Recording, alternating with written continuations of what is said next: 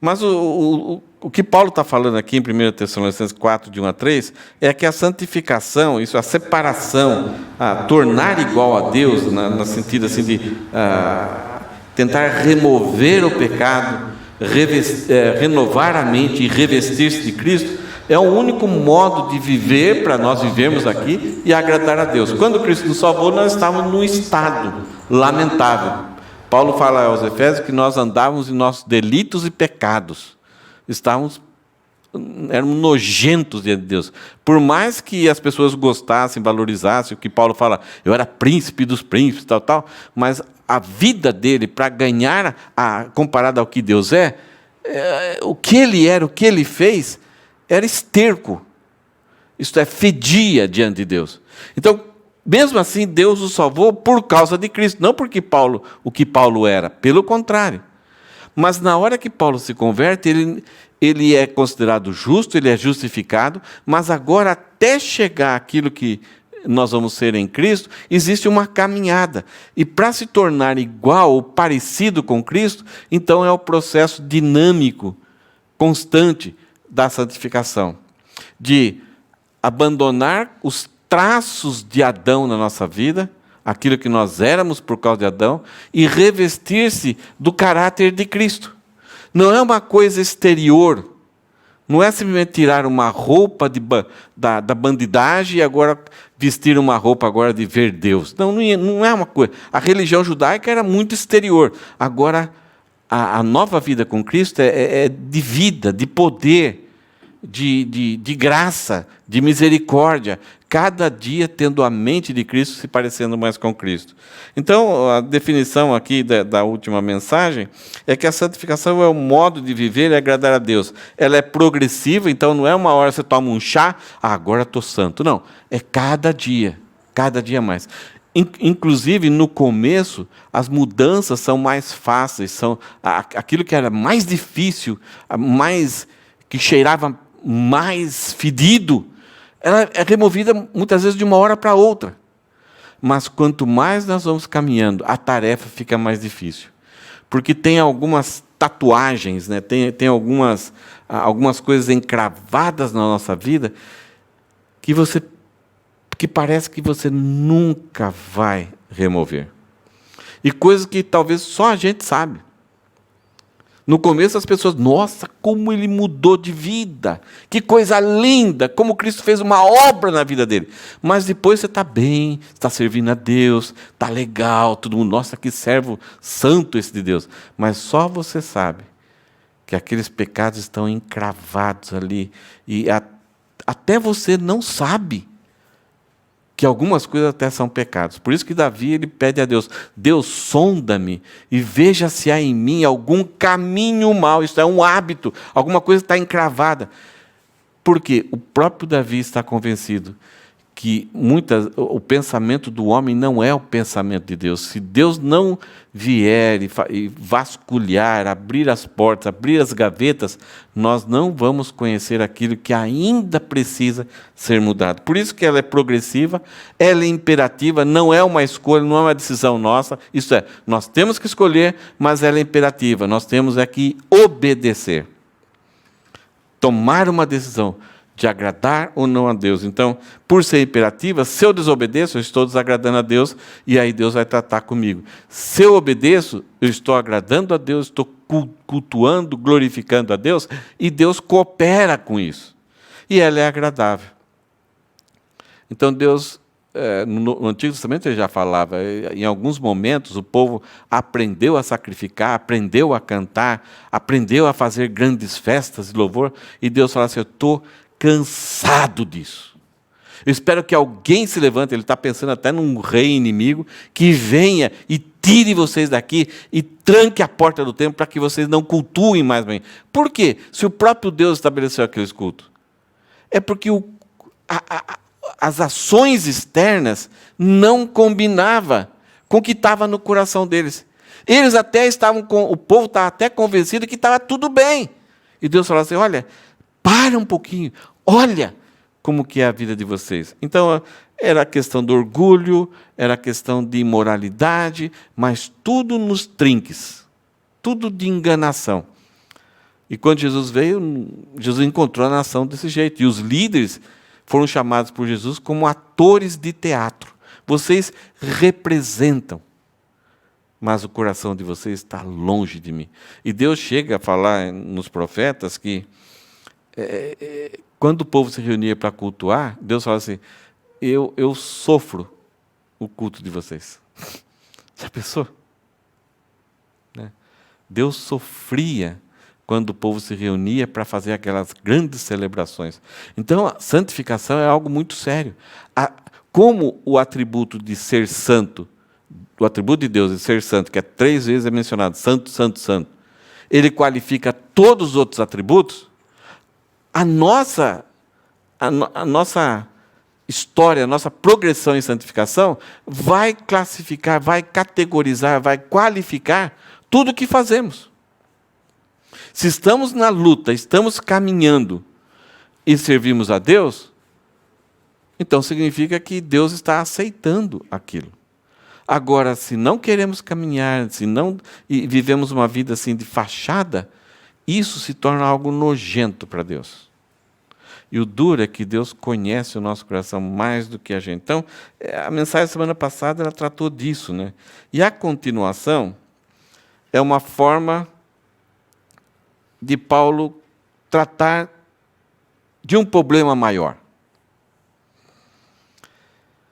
Algumas empresas, quando estão com dificuldade financeira, o que elas fazem em primeiro lugar? O que você ouve por aí? A empresa começou a passar dificuldade, então não está vendendo muito, caiu as vendas. Qual que é a primeira coisa? Tem que economizar. Né? E qual é a primeira atitude das empresas, normalmente, de uma loja assim? O que eles fazem em primeiro lugar? Mas antes de demitir, ela quer segurar a demissão. Balanço. Corta gasto. E qual o primeiro gasto normalmente? É até piada isso. Que se corta. Não sei se aqui no Japão tem. Aqui no Japão acho que não tem isso, mas no Brasil é assim. Cortar o cafezinho.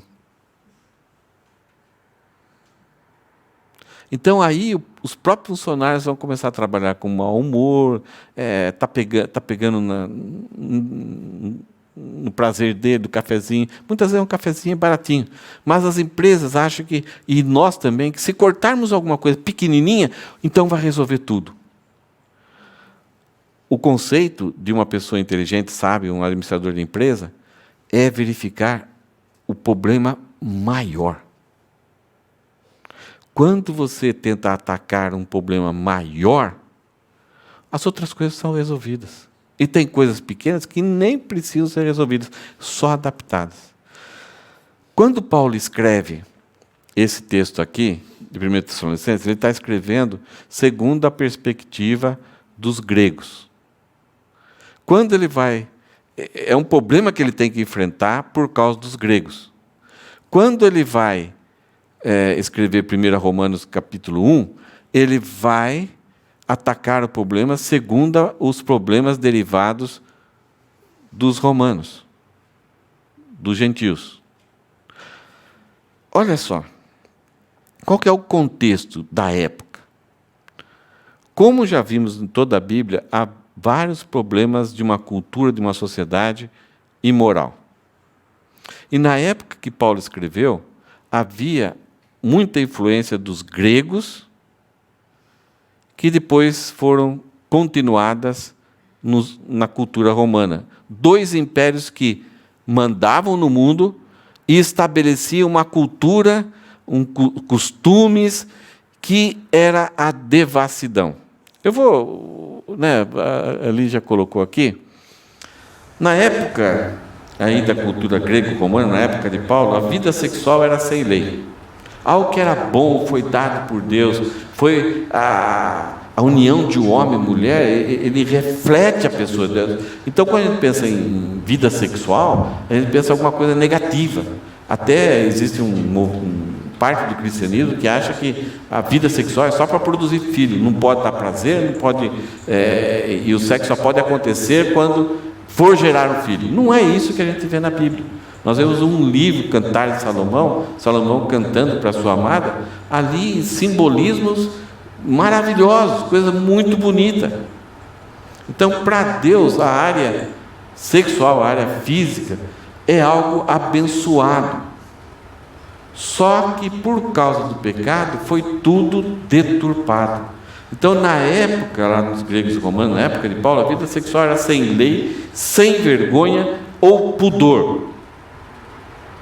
Por exemplo, Alexandre, o grande imperador dos gregos, ele tinha uma amante chamada Thaís, que depois que Alexandre morreu, ela casou com outro cara e ela foi chamada mãe de reis. Então, praticamente nessa época aí, todos os grandes homens, notáveis homens, eles tinham amantes e numa boa, tranquilo. Aristóteles tinha uma tal de Herpília, Platão tinha Arquenasa. Se você tiver um filho e quiser colocar esses nomes, aí fique à vontade. Péricles tinha uma tal de Aspásia, ela que fazia os discursos para ele. Então, ela tinha uma certa utilidade também. Sófocles tinha uma tal de Arquippe, ele que legitimou a prostituição. Ele que, então, não é nada errado. Então, é como se fosse um trabalho qualquer.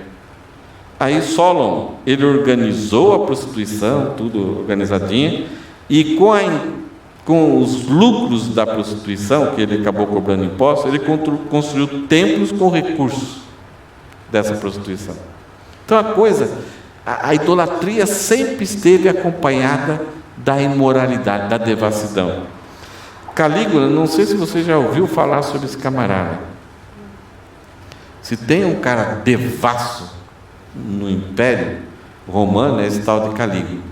Ele nomeou o seu cavalo como senador.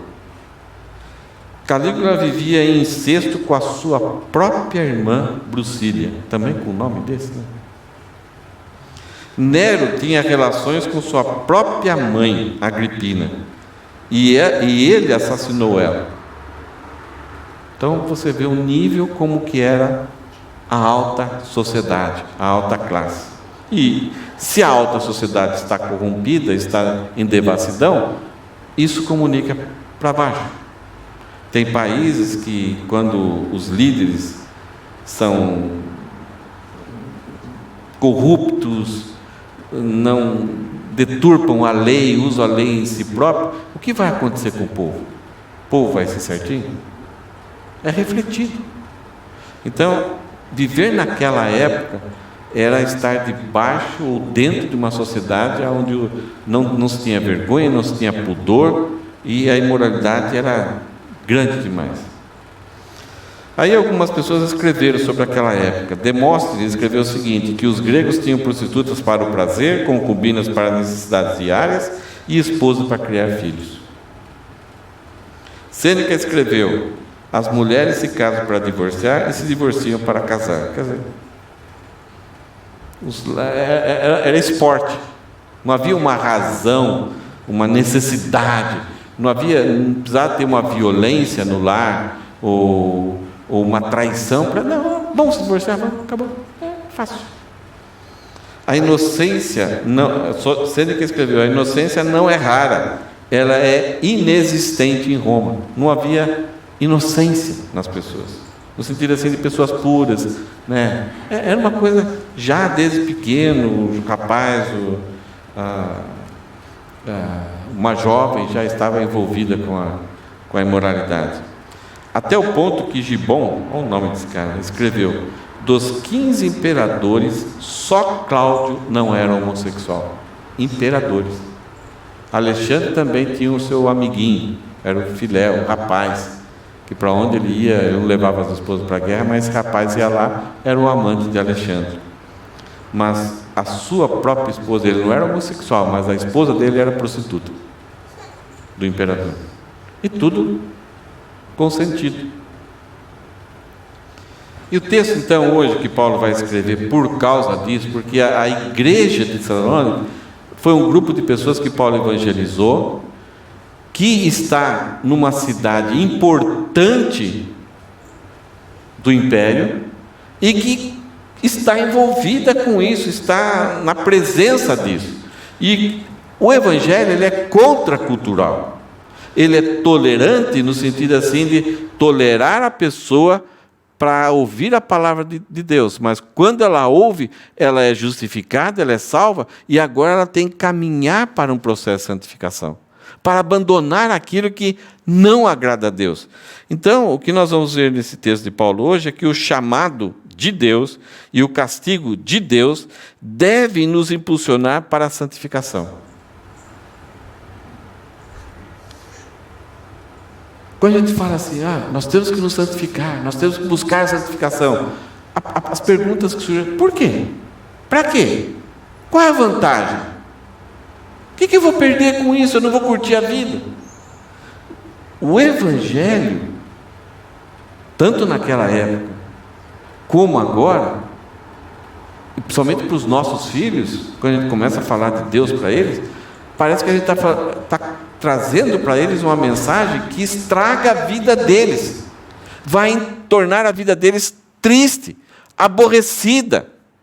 Enquanto os amigos deles estão curtindo a vida, os nossos amigos estão curtindo a vida, os nossos colegas que estão trabalhando estão curtindo a vida, parece que nós estragamos a nossa vida.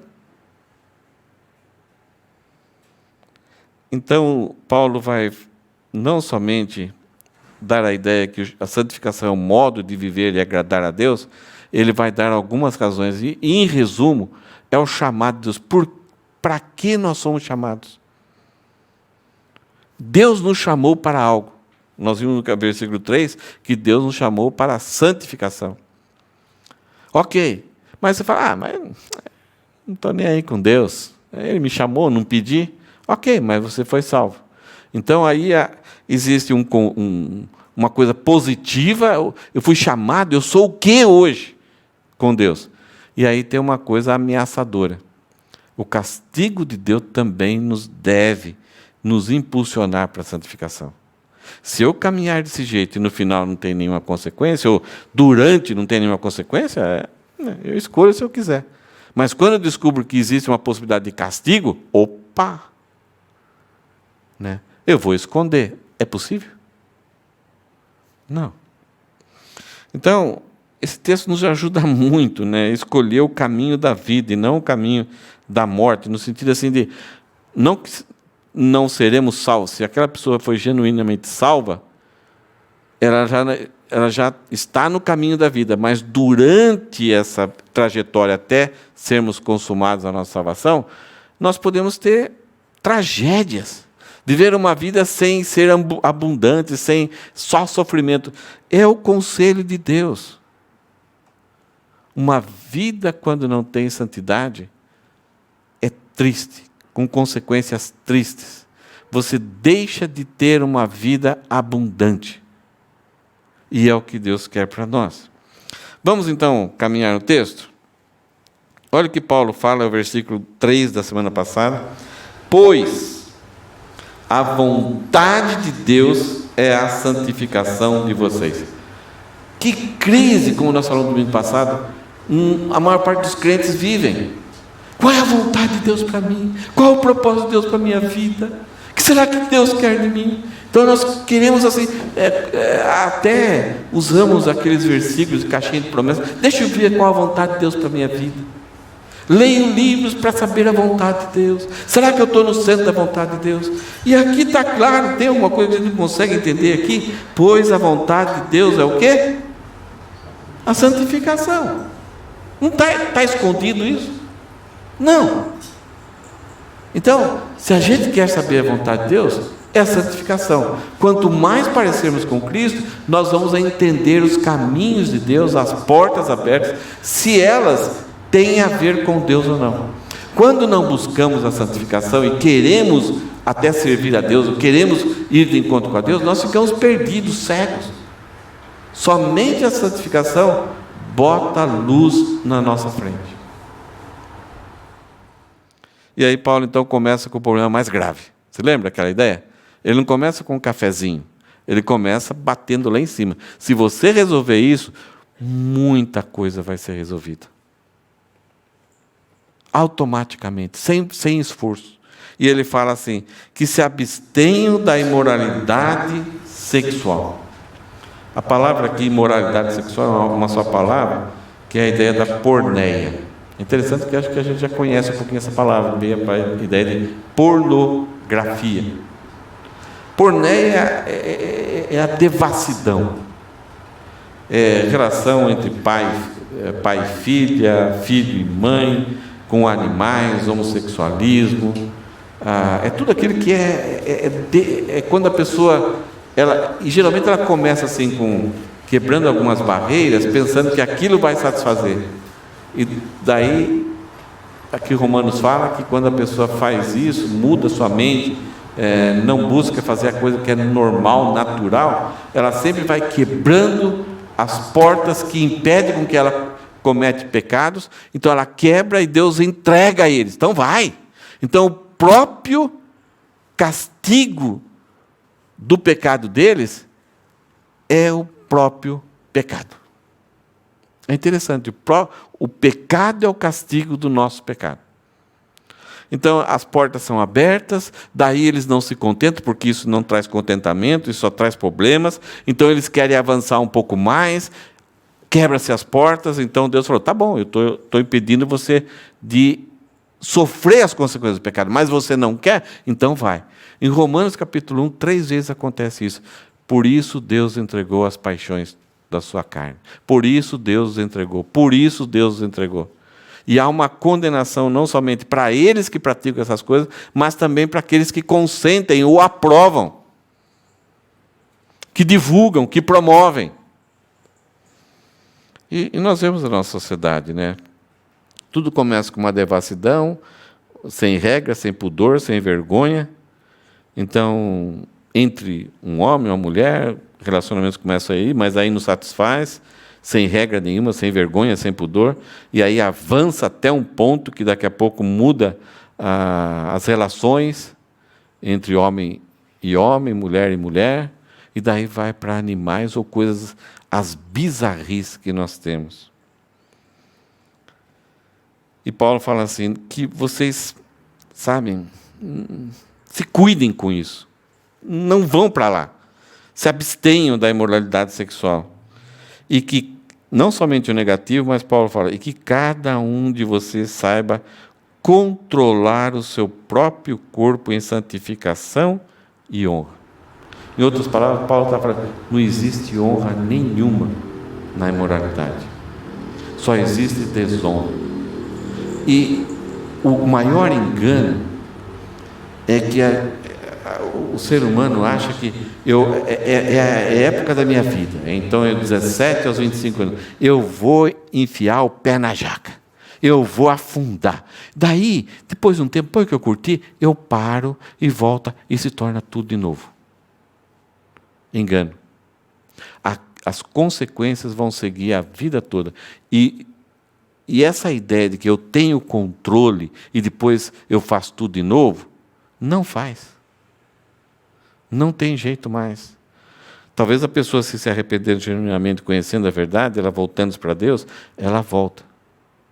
Mas aquela marca fica na mente, no coração, mesmo perdoado por Deus, trazendo consequências.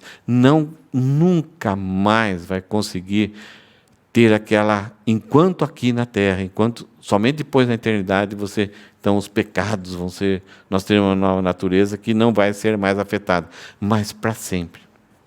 A memória. E aí, por causa disso, o ser humano não consegue ter aquela vida inocente. No final dessa mensagem eu vou falar o seguinte, que nós somos livres para escolher o que fazemos, mas não somos livres para escolher as consequências. Davi, quando os amigos dele foram lutar, e ele sempre ia, ele ganhava as batalhas, e quando ele voltava, todo mundo elogiava ele, ele é melhor que Saul, tal. E aí Davi falou, eu não quero ir essa vez, não. Vão lá vocês. Porque o pessoal pensa que é só eu que ganho. E aí Davi ficou no palácio, os amigos não estavam mais ali na cidade, ficou aquele deserto na cidade, ele andando para lá e para cá, não podia jogar um baralhinho, não podia se reunir, tomar alguma coisinha ali, se divertir com os amigos. Aí ele começou a olhar do palácio lá para baixo, até que ele olhou lá uma moça, uma mulher muito bonita, tomando banho. Essa primeira olhada, muitas vezes, é inevitável, não tem jeito. Mas ele fixou o olhar e começou a admirar. Até que chama um soldado, manda chamar ela para um jantar e as coisas acontecem. Aí ela manda a notícia para ele, olha, eu estou grávida. Aí, quando o marido chegou, ele tentou fazer com que o marido tivesse uma relação com a mulher, que pensasse que era dele, do próprio marido. O marido falou, não, meus amigos estão lá na batalha, não vou fazer isso, não vou ter prazer. E aí vai indo, e Davi então manda colocar Urias, o marido, na frente da batalha, para que ele morresse. A partir daquele momento, Davi ficou num estado lastimável, até que chega Natã e conta uma historinha para ele, que fez com que Davi reconhecesse o mal que ele tinha feito. E aí, quando Davi percebe que ele é um servo de Deus, que está ali obedecendo a Deus e cometeu tamanha irregularidade, ele vai desesperado para Deus. Deus o perdoou? Sim. Então, todas as consequências daquilo que ele fez foram eliminadas. Não. Primeiro, o desastre que essa criança morreu. Ele até que casou com essa mulher, que talvez foi a mãe de Salomão. Mas aquilo ficou marcado em Davi. Por quê? Para a lembrança, para a disciplina. Para que ele tivesse cuidado, você não vê Davi fazendo mais algo semelhante. Então, o texto, versículo 4, fala, cada um de vocês saiba controlar o seu próprio corpo em santificação e honra. Talvez a ideia aqui, é um conselho que Paulo está falando, busque alguém para que você tenha aqueles impulsos que você tem, para que nesse relacionamento haja santidade e honra. A ideia é da união entre o marido e a esposa, que aí Deus vai se agradar. Então, controle isso. Se existe necessidade de controlar, significa que a coisa não é fácil. Olha o que Paulo fala aqui, como que devemos possuir o nosso próprio corpo em santificação e honra? Não com desejos imorais, como os gentios que não conhecem a Deus. A palavra aqui é epitomia. Sabia que a palavra epitomia é traduzida como... Existem 5 palavras na Bíblia que falam sobre amor. Epitomia é uma delas. Você tem o amor ágape, que é aquele amor de Deus, você luta pelo bem da pessoa. Você tem o amor eros, que é o amor sexual. Você tem o amor filéu, que é o amor de amigo. Você tem o amor storge, que é o amor sociedade. Você monta uma sociedade, então você é fiel para a pessoa. E você tem o amor epitomia. Aquele negócio que você não sabe por que acontece. O coração começa a bater, e você começa a babar, e você não vê a hora de estar junto. São coisas assim que é o despertar de um desejo e que vai para que você quer tocar, você quer ter o maior prazer e provocar prazer na pessoa amada. É uma coisa que você não sabe por que acontece. Os hormônios, o corpo inteiro, a mente, você para de pensar, aonde você está andando, as pessoas falam com você, você está babando. É uma força tremenda, descontrolável. E essa palavra é traduzida no relacionamento puro entre um homem e uma mulher diante de Deus, é traduzida por amor. Mas como é algo instintivo, impulsivo, isso, por causa do pecado em nós, se não for controlado, você vai passar a ser controlado pela epitomia. O grande problema é que Deus nos chamou para a liberdade, para o controle. E se não prestarmos atenção, nós acabamos ser controlados. Muitas vezes você até luta, mas tem fracasso. Davi estava ali olhando, daqui a pouco ele foi controlado pelos seus impulsos, e aí deu no que deu. E Paulo fala que as pessoas que não conhecem a Deus não conseguem ser controlados. É algo natural.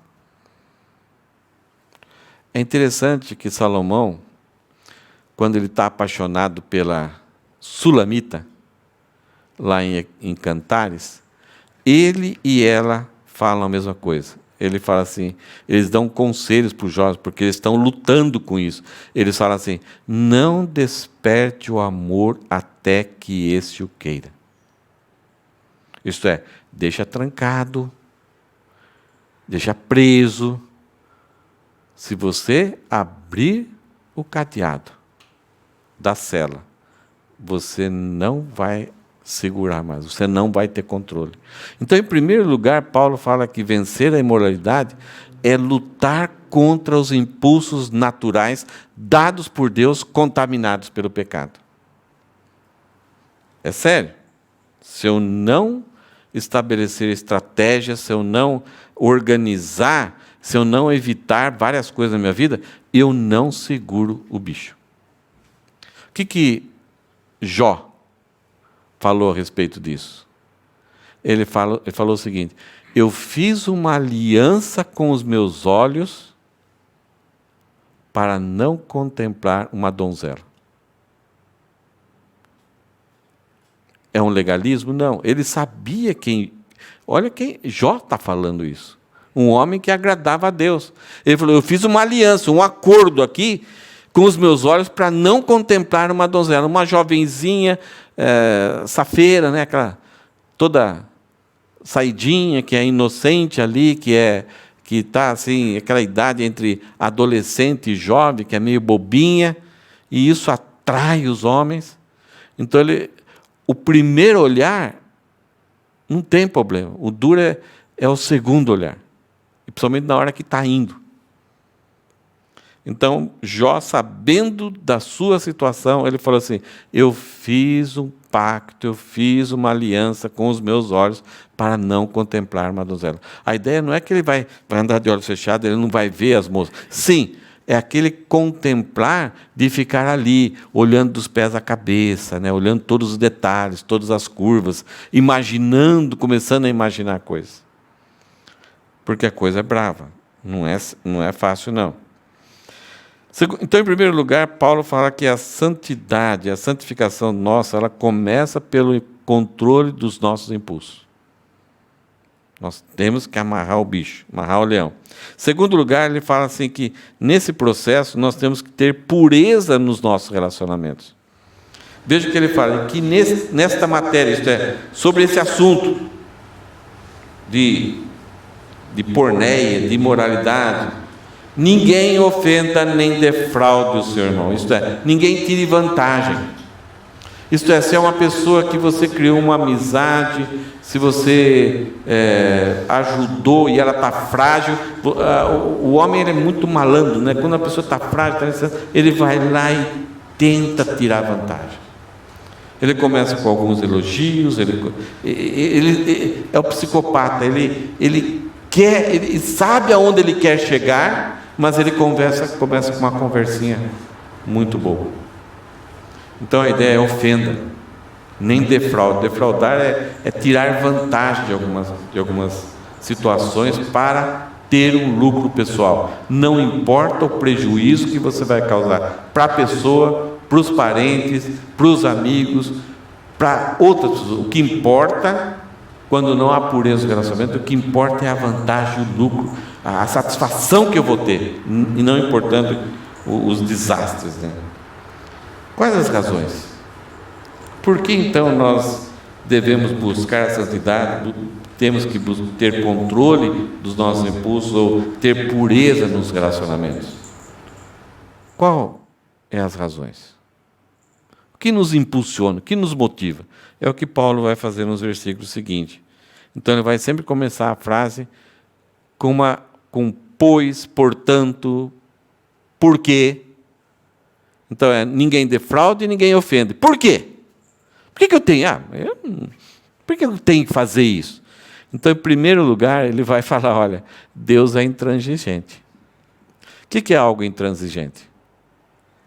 O que é uma pessoa intransigente? Hã? Não muda de ideia. Deus chegou para Moisés, fez uma coisa desagradável a Deus lá, tocou a pedra, passou-se muitos anos, Moisés torcendo. Espero que Deus esqueça, espero que Deus esqueça. Quando chegou diante da terra prometida, Moisés olhou a terra prometida e Deus tinha falado para ele, você não vai entrar na terra prometida por causa daquilo lá. Aí Moisés pensou, mas Deus é bondoso, Deus é amoroso, olha só o que eu fiz até agora por Deus. Trouxe o povo aqui para possuir a terra prometida. Então Moisés começou com uma conversinha, um lero-lero com Deus ali, e ele começou, Deus, o Senhor é tão grandioso, o Senhor é tão bondoso, o Senhor é fantástico, tirou o seu povo lá do Egito e sustentou o seu povo no deserto. Eu estou velho, mas eu queria ver muito mais do Senhor. Deus falou, Moisés, para com isso. Você não vai me enrolar, não. Eu falei que você não vai entrar e não vai entrar. Deus foi intransigente com Moisés. Nós achamos que Deus é um velho barbudo, sentado num cadeirão, e que a gente dá para enrolar ele. Em algumas coisas, Deus não abre mão. Com Davi, ele não abre mão. Comigo, muitas coisas eu percebo, e eu até agradeço, Deus não abriu mão. Por quê? Contra todas essas coisas, como antes já avisamos e testificamos, o Senhor é o... Uau! A gente sempre fala que Deus é tão bom, misericordioso, bondoso, restaurador, redentor. Agora Paulo vem falar que Deus é vingador. Parece que vingador não tem nada a ver com Deus. Não pode.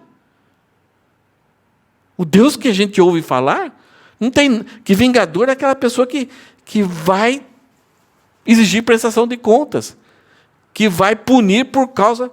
A ideia aqui é, ninguém defraude e ofenda, Deus ele passa a ser o defensor dessa pessoa.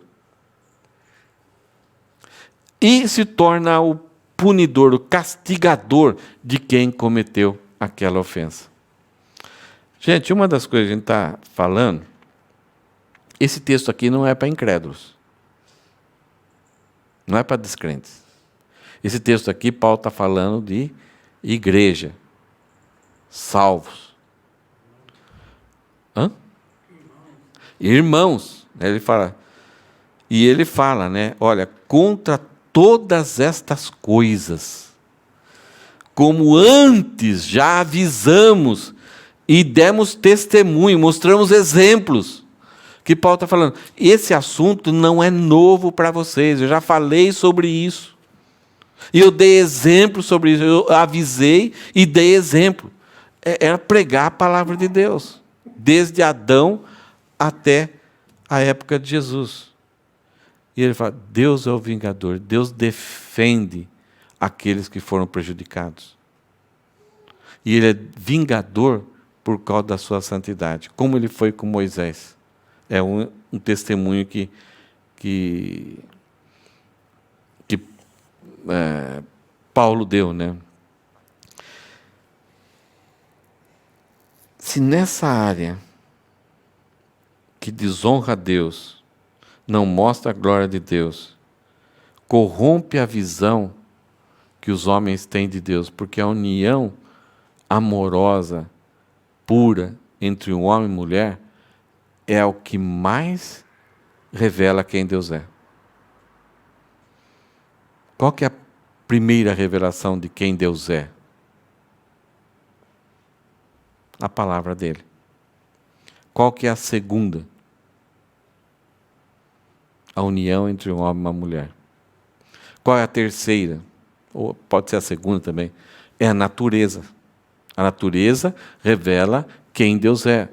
Os atributos invisíveis de Deus mostram quem Deus é.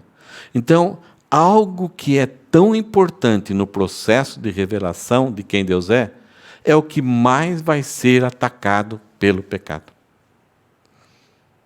O pecado e aquele que comanda o pecado e aquele que é um adversário de Deus, ele quer que o homem não conheça, a sociedade que vive em pecado não conheça a Deus.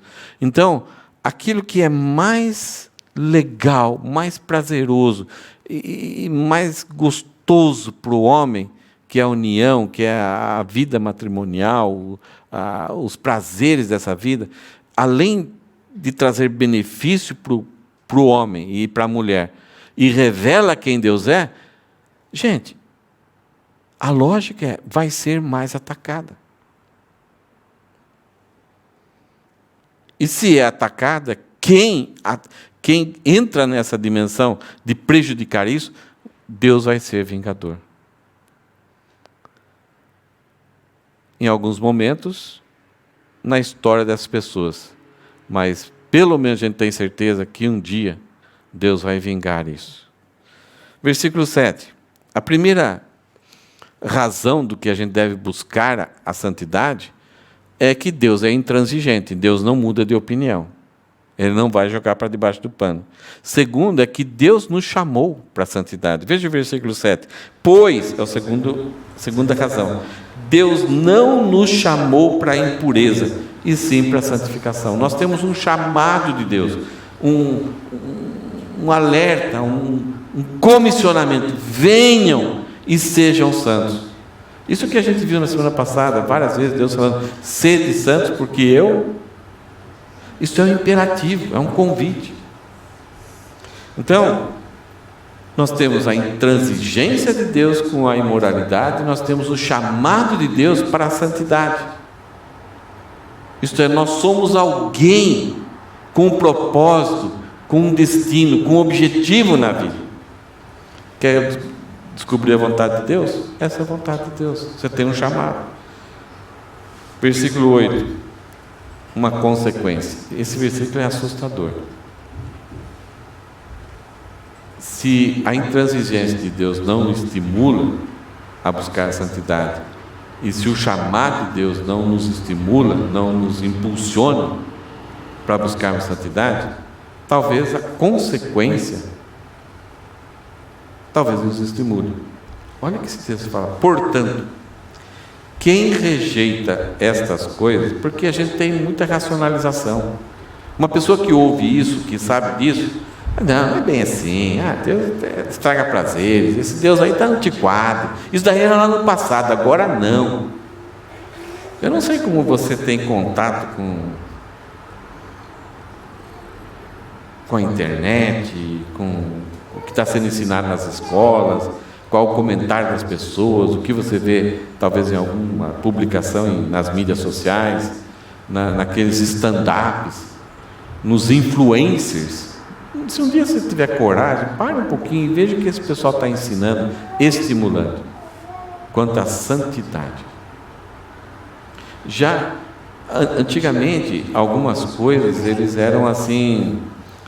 Saía, de repente, num filme, mas, sei lá, esse cara aí está meio estranho. O pessoal combatia, assim, não gostava. Mas daqui a pouco começava, poxa, que legal os trejeitos dele, dela. Depois, por mais um tempo, começou a ser aprovado. Hoje, esses dias eu estava assistindo um game show lá da Netflix, e eram questões de perguntas, de curiosidades, assim, o pessoal vai ganhando dinheiro e tal. Eu acho que vai homens e mulheres, eu acho que de 8 homens que eu vi, sabe, não eram homens. Então dá a ideia para nós que essa é a normalidade.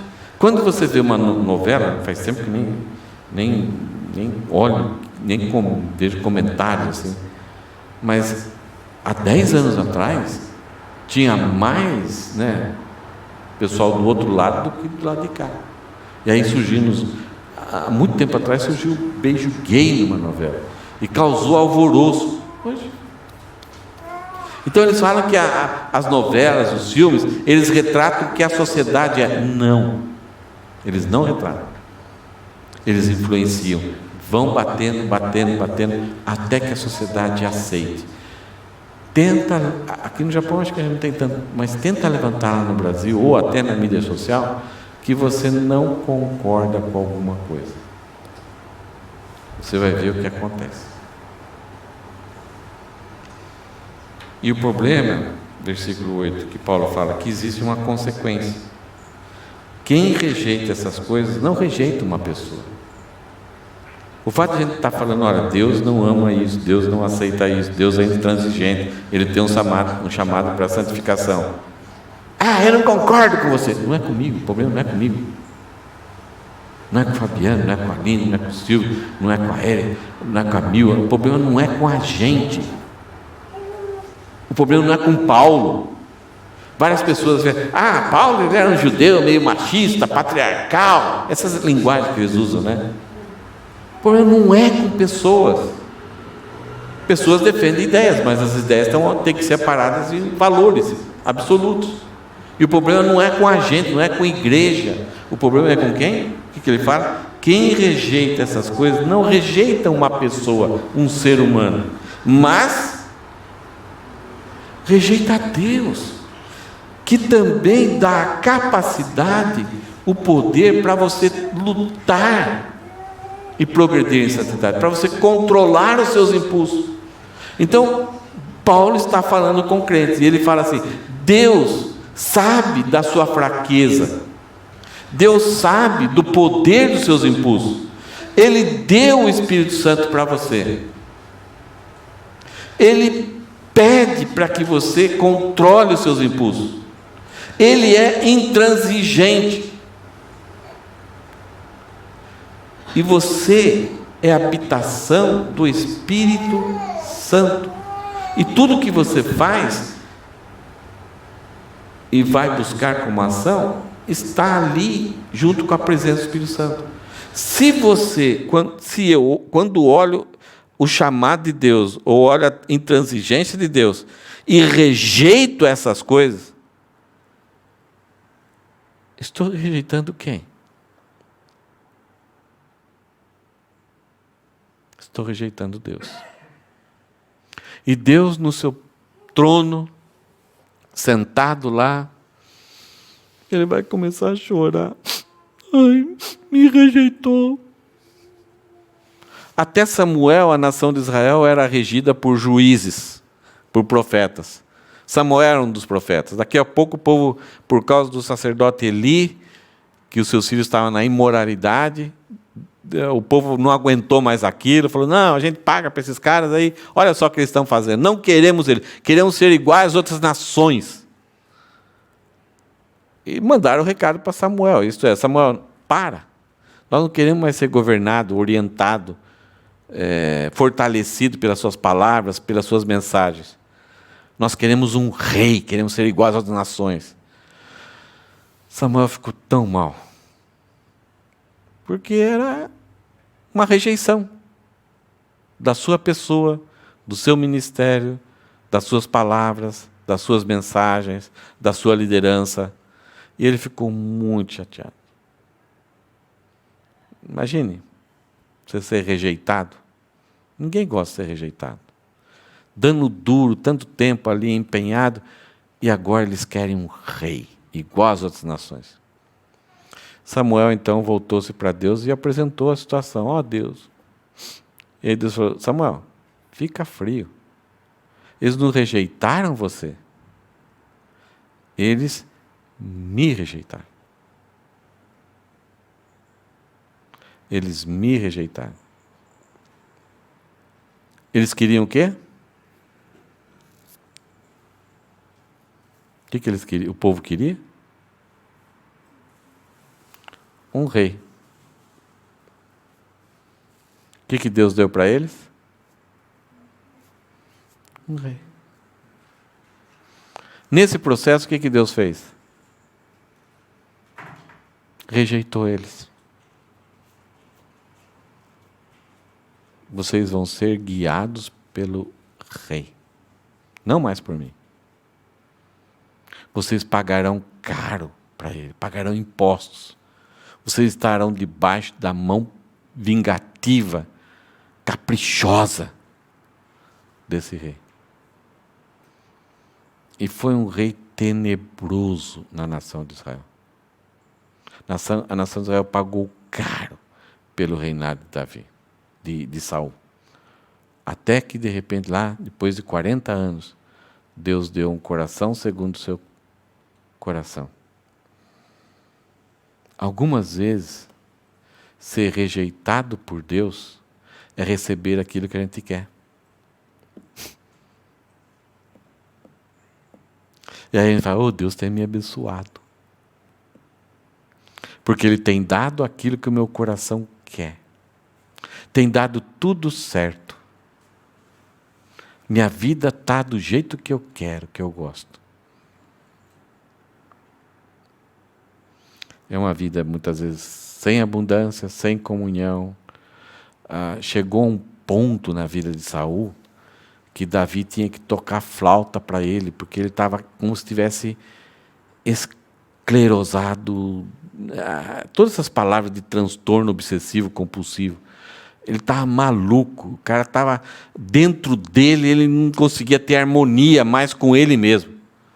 Qualquer coisa que acontecia, ele tomava aquelas decisões assim de matar, fazer isso, fazer aquilo, tudo ideia impensadas. Até uma das situações é que ele estava com não sei se diarreia, o que foi numa caverna, Davi estava escondido lá dentro, e daí ele alivia o ventre lá, Davi corta um pedaço da capa dele, quando ele desce, está longe, Davi sai na frente da caverna e fala, meu rei, meu senhor, você acha que eu sou seu...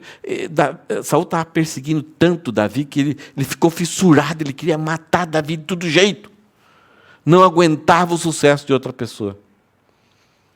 E aí Davi falou, meu senhor, eu não fiz nada para você, não quero a tua morte. Olha aqui a capa sua. A sua vida estava nas minhas mãos, mas eu não sou teu inimigo.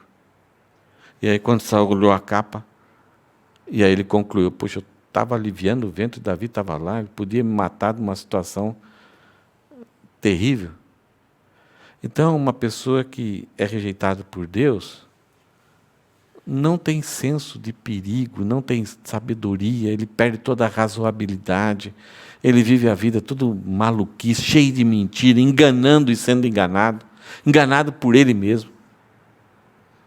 Essa é uma vida miserável, quando Deus rejeita o ser humano. Quando uma pessoa rejeita essas coisas, essas discriminações, essas descrições de Deus, esse desejo de Deus para que o homem tenha sucesso, quando o homem rejeita, não é simplesmente ouvir, poxa, eu não sei, será que isso mesmo? Não consegui entender. Não é esse processo, é quando a pessoa ouve e escolhe, assim, certamente, desobedecer. Eu não quero, sabe, empurrar o prato. Não quero essa comida para mim. Tá bom. A própria escolha da pessoa vai ser a vida da pessoa. E se torna uma vida miserável, acidentes atrás de acidentes. Acidentes acontecem até quando você busca a santificação. Mas quando você está caminhando em santificação, esses acidentes, você já vê o carinho do Espírito Santo e fala, aguenta aí, que você vai ficar melhor. Acidentes acontecem também na vida de quem busca a santificação. Mas torna a pessoa mais sábia, mais temente a Deus, passa a desfrutar de uma paz que ninguém tem. Mas aquele que rejeita Deus, os acidentes se tornam um tormento, um pavor, um terror, tristeza, ansiedade, temor, depressão. A pessoa não tem perspectiva de vida. Alguém que busca santidade consegue enfrentar os traumas da vida com alegria. Mas alguém que rejeita Deus, o próprio caminho que ela quer seguir se torna a punição e a baixa qualidade de vida que ela tem. O que nós vimos hoje? O chamado e o castigo, o chamado de Deus para nós e o castigo de Deus para nós devem nos impulsionar para a santificação. Não dá para ficar parado. Deus está nos chamando, venha para a santificação. Essa é a vontade dele. E se você rejeitar, Deus também vai te rejeitar. Então, para buscarmos santificação, primeiro, grande, controle os seus impulsos. Acho que a gente não precisa falar muito sobre o controle dos impulsos, né? É um negócio, uma coisa boa, dada por Deus, mas o pecado prejudicou e nos afasta de Deus.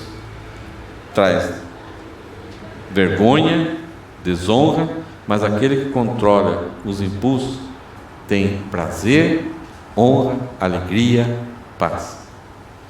Então, busque pureza nos relacionamentos, nunca tenha uma intenção obscura nos relacionamentos que você tem. Por quê? Primeiro, Deus é intransigente. Segundo, nós temos um chamado dele para a santificação. Terceiro, se você rejeita, você será rejeitado por Deus e aí a vida se torna miserável. Como funciona esse processo na nossa cabeça, né? Quando a gente olha assim, nós temos 3 áreas na nossa vida: o pensamento, o sentimento e as ações. Então, a parte cognitiva, afetiva e comportamental. Como controlar isso? Se o primeiro desafio de Deus é controle, esse é o grande problema. Se você tiver controle dos seus impulsos, você já venceu 50% da batalha. Aonde acontece a maior dificuldade de controle?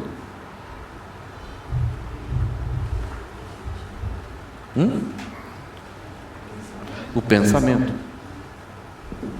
Por isso que o texto fala assim que essa é a vontade de Deus, o chamado de Deus para você. Isto é informação, está aqui. No pensamento a gente tem a ideia de que nós somos pecadores. Nós somos resgatados pela graça de Deus. Se não fosse a graça e a misericórdia, e somente pela fé, não precisamos fazer nada.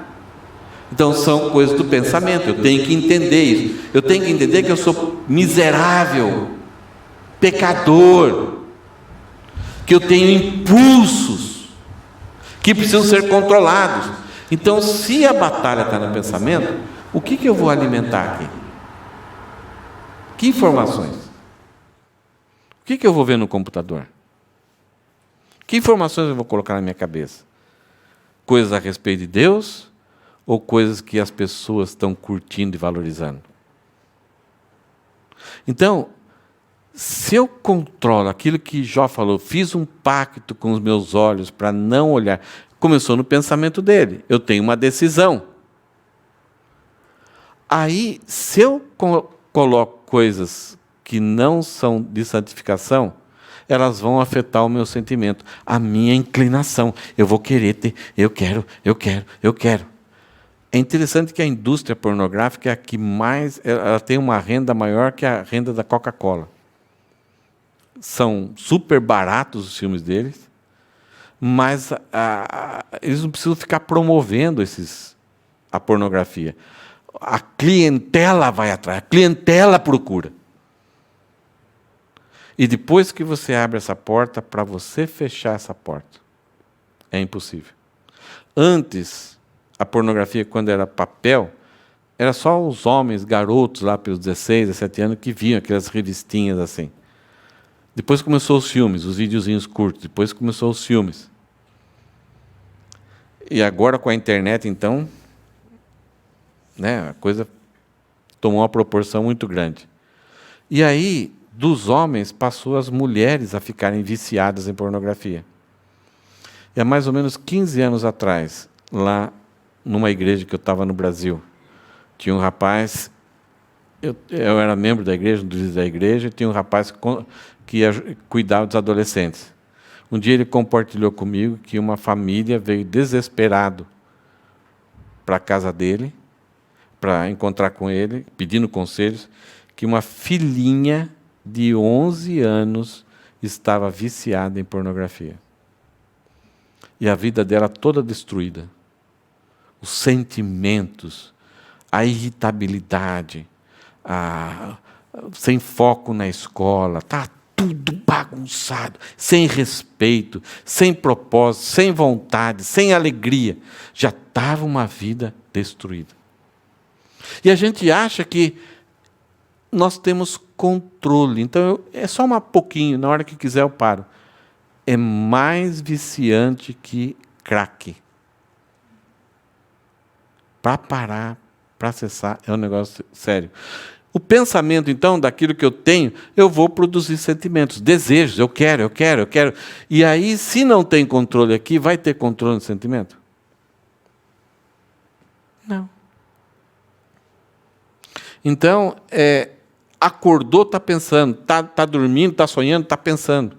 Está desenvolvendo os sentimentos. E aí, se o sentimento é muito forte, a pessoa nem controla suas ações. Ele já planeja, ele acorda e ele se diverte, ele só quer ter ações. E aí ele vai encontrar barreiras. Porque tudo que você quer fazer depende de circunstâncias, de outras pessoas. Então ele vai encontrar barreira. Mas se existe descontrole aqui, existe descontrole aqui, e existe descontrole nas ações, eu vou quebrar as barreiras para querer o que eu quero. Então essa é a razão dos estupros. Essa é a razão de repente, uma jovem que foi criada numa família ir para um caminho que envolve Big Brother e companhia, vai em frente. Você fala, por que a pessoa tem tanta beleza, tanta inteligência, capacidade, a pessoa se mete a fazer isso? E aí o problema é que se ganha muito dinheiro com isso e tem muitos aplausos. Quanto tempo dura uma vida assim? Que alegria, que satisfação. Quanto tempo dura isso? Aí, de repente, quando uma pessoa chega com 30, 35 anos, pode tirar a vida. Aí você fala, puxa, eu sonhava em ter a vida dela. Ah, se eu tivesse a vida dela, eu aproveitaria a vida. Será? Ela tentou. Ele tentou. E aí você vê a miséria de vida que leva. Por quê? Rejeitar essas coisas, Deus o rejeita. Eles não têm mais nada, só tem aquele desejo, os impulsos descontrolados, então descontrola no pensamento, no sentimento e nas ações. Você quer começar a vencer algumas batalhas? Começa aqui. Então, através da oração, através da ajuda do Espírito Santo. Se você não começar aqui, não adianta controlar a ação se os pensamentos não estão sendo alimentados por aquilo que é certo, verdadeiro, puro, justo e amável. O que Paulo fala em Filipenses, capítulo 4, versículo 8? Tudo aquilo que é puro, tudo aquilo que é amável, se alguma virtude há, seja isso que ocupe a vossa mente, o vosso pensamento. E essa mensagem ela é ameaçadora, mas o bom dessa mensagem está lá no versículo 8. Não quer voltar. Portanto, quem rejeita essas coisas não rejeita uma pessoa, mas rejeita Deus, que também dá o seu Espírito Santo a você. Deus nunca vai exigir algo de nós sem antes nos capacitar para vencer essa batalha. É interessante que Gênesis capítulo 1, versículo 2, sabe o que fala lá? Gênesis capítulo 1, versículo 2. No princípio criou Deus os céus e a terra. E o Espírito de Deus pairava sobre a terra. Sobre o caos. A nossa vida é um caos. Mas o fato de Paulo dizer que Deus deu o Espírito Santo para nós, ele pode pairar, ele pode acalmar. Se tem algo que representa os impulsos do ser humano, é o mar.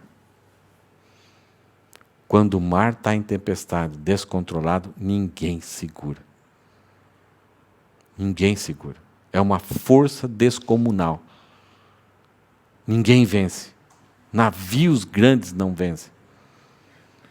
Mas quando Deus criou os céus e a terra, as águas estavam turbulentas, mas o Espírito de Deus pairava, ele colocava tudo em ordem, em calmaria, nada saía no controle, nada saía daquilo que Deus não queria. Nossa vida é assim. E a promessa desse texto é que o Espírito Santo habita em nós. Nós temos um recurso, não é pesado isso. É a maior companhia que nós podíamos ter. E Deus pode acalmar esses impulsos, pode dar controle, pode dar força para mim ter controle. É uma bendita esperança. Nós temos que confessar, nos arrepender e chegar a Deus e falar assim: Espírito Santo, enche a minha vida. Eu quero buscar a santidade. Algumas frases para nós pensarmos somente. Agostinho de Hipona foi um homem que estava com uma vida muito descontrolada. Todo dia ele buscava uma prostituta. Era um cara assim que já não vivia a vida, estava entregue aos seus impulsos, a total descontrole, mas daí ele encontrou Deus na palavra, ele encontrou a palavra de Deus e se converteu. Um dia ele estava passando por uma rua, ele passou reto, uma porta lá, e a prostituta estava na frente da porta assim e tal, e Agostinho veio, ela sorriu para ele pegou e passou reto. Aí ela falou: ei, Agostinho, sou eu! Aí ele olhou para ela: sim, eu sei, mas eu não sou mais eu. E aí, ele tem muitos escritos, muita coisa legal que ele escreveu a respeito dessa nova vida com Deus. E aí chega um ponto que ele escreve o seguinte: ame a Deus de todo o seu coração e faça o que você quiser. Entenderam? Se eu amar a Deus de todo o meu coração, eu vou fazer tudo o que eu quero, porque está vinculado à vontade de Deus.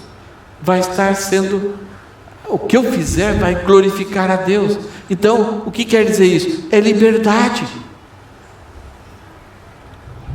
Quando eu não rejeito a Deus e uso o Espírito Santo, isto é, deixa o Espírito Santo entrar na minha vida, deixa ele começar a controlar a minha vida, tudo que eu fizer vai sempre glorificar a Deus. Então eu passo a ter liberdade, não mais medo, e não ser controlado. Puxa, eu queria ir para cá, mas Paulo fala em Romanos 7, existia uma batalha dentro dele. Ele fala assim: eu quero servir a Deus, o bem que eu quero não consigo fazer.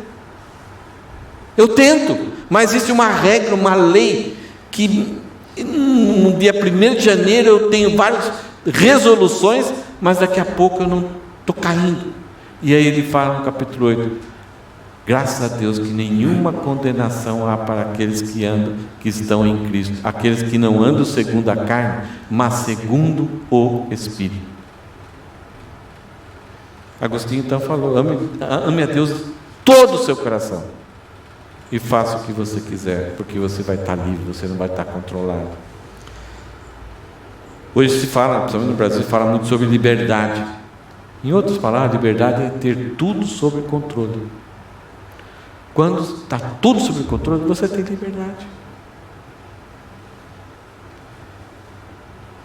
Eu não sei como que é vocês, mas se eu não montar uns programinhas e organizar tudo assim, minhas finanças, eu tenho uma facilidade para perder o controle das finanças. E aí eu passo a ser controlado pelas dívidas. Agora, quando eu tenho tudo sob controle, eu estou em paz.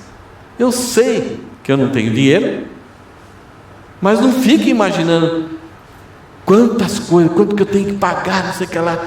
Não sei se já aconteceu com você, você não dorme durante um mês inteiro, preocupado, e aí, não sei quanto que tem, já abandonei, não sei quanto que é, tal. Daqui a pouco você pega e coloca tudo diante. Nossa, só isso? O dinheiro do mês, ou vai ser difícil, mas você acalmou o coração, porque você está sob controle.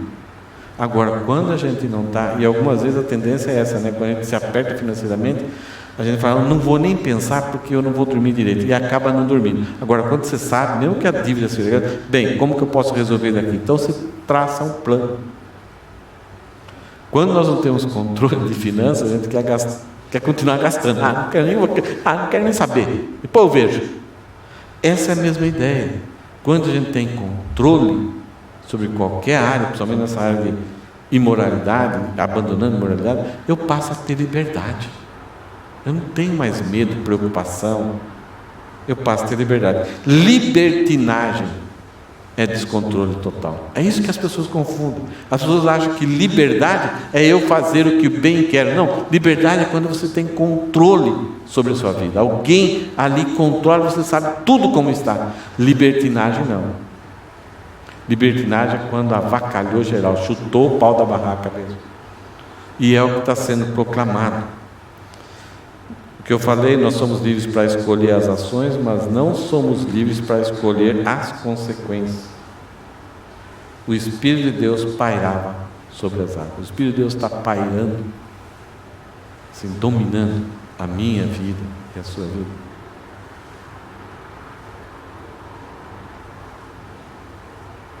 Eu falei no começo que quando a gente resolve um grande problema, os outros probleminhas